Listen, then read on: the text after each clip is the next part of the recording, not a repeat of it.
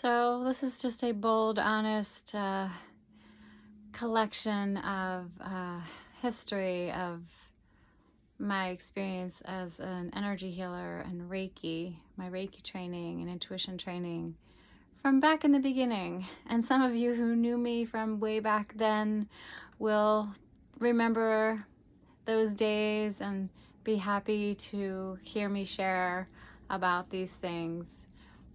I would probably say that I started around 1996 in learning about energy and intuition, trusting my intuition, following my heart, and listening to the guidance of angels. And I had thought that I was going to have a path of being an angel healer. I was so much involved in working with angels and intuitive healing and channeling. I thought that was going to be my life's journey. I was working with the angelic realm, and for many years I was able to see angels, and I was able to sense and the angelic realm and people in my life that had angels around them.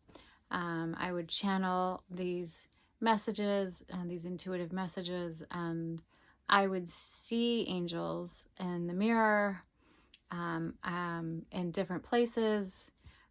During the beginning of my awakening to the spirit realm, I had these really profound experiences. So even when I was a kid, in high school, I would go to the woods, and I had messages from angels that really saved my life,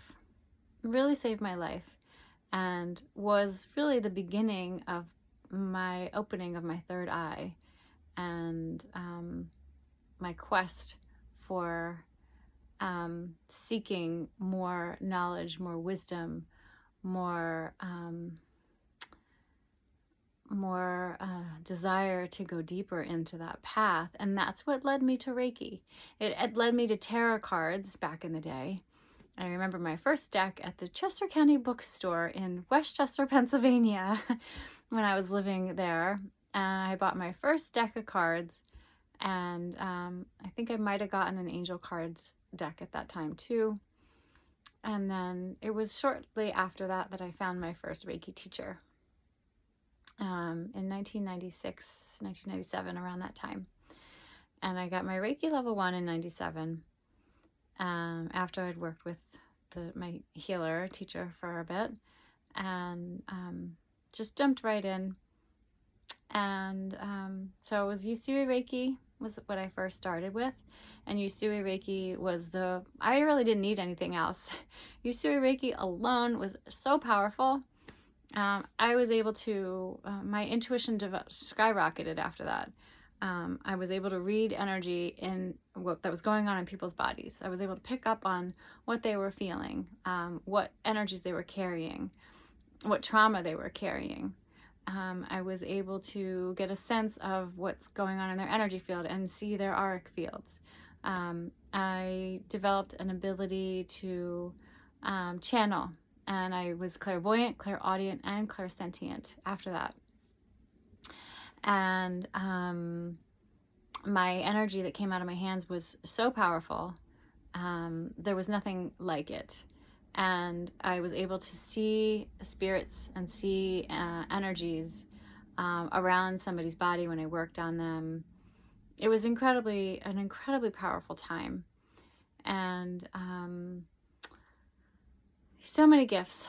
I remember when I was young, I was working in corporate, and my gifts were so strong that everywhere I went, they were uncomfortable with me because I was so intuitive. So I didn't do well in corporate during that time. But I did make a lot of friends. It was just the bosses and the leaders that were a little uncomfortable. But even back then, I remember them saying, you should create a stress management program for people. And this was, I worked at Vichy, back in Fraser, Exton area a long time ago.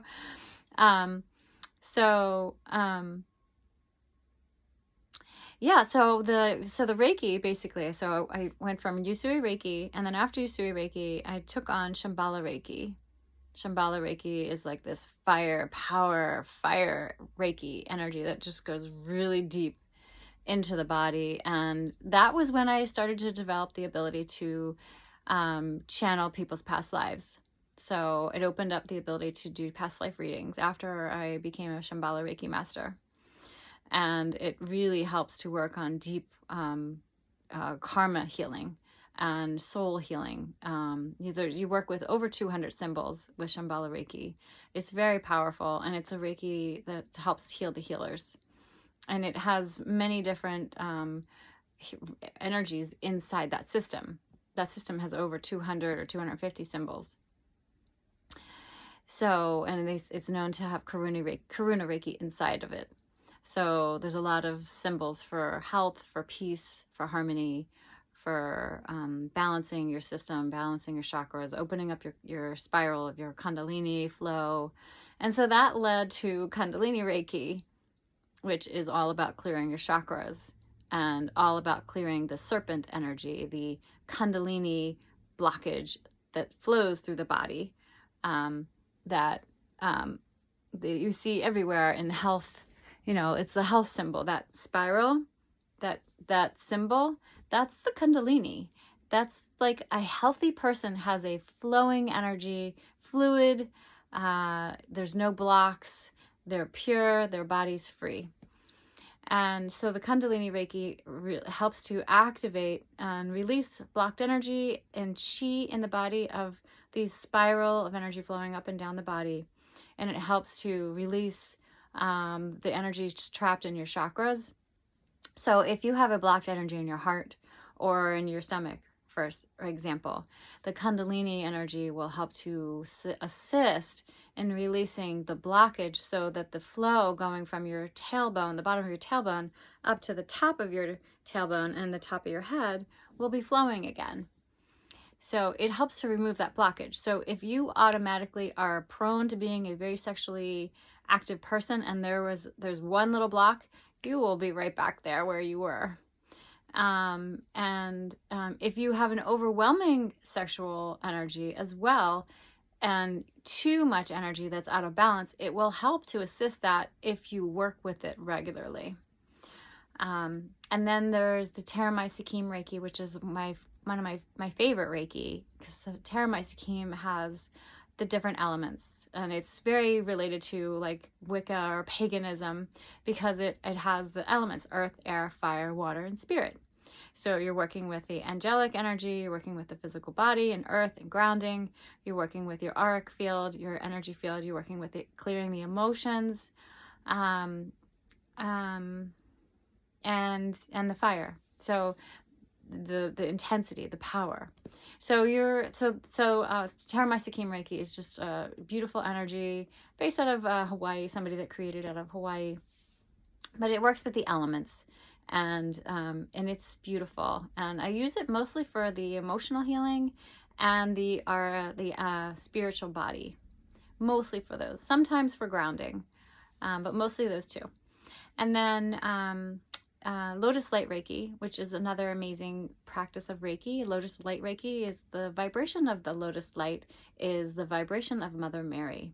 So it's the vibration of the Divine Mother. It's very feminine, it's very soft, it's very loving, it's very nurturing, and it's very peaceful and relaxing. So if you're feeling very stressed and overwhelmed, the Lotus Light Reiki can really help to just balance and harmonize and calm, and it makes you feel like you're connected to the Divine Mother. So when I pass on that energy, people may feel like I am the Divine Mother or that I'm carrying that energy, but it's really I'm just channeling that energy through me, and that energy encompasses all of who I am. So I've integrated all these different types of frequencies, and the way that I work with people now. I just wanted to share all these different practices and modalities with you. So I wish you an amazing day, and I Just like so excited to share all these different things with you. I also have a Jili energy. A Jili is another modality, axiotonal alignments, which clears the energy on the grid lines of the universe. And a Jili is the energy of the angels. So if you have any questions about these things, please don't hesitate to ask. And I look forward to sharing more with you later. Namaste.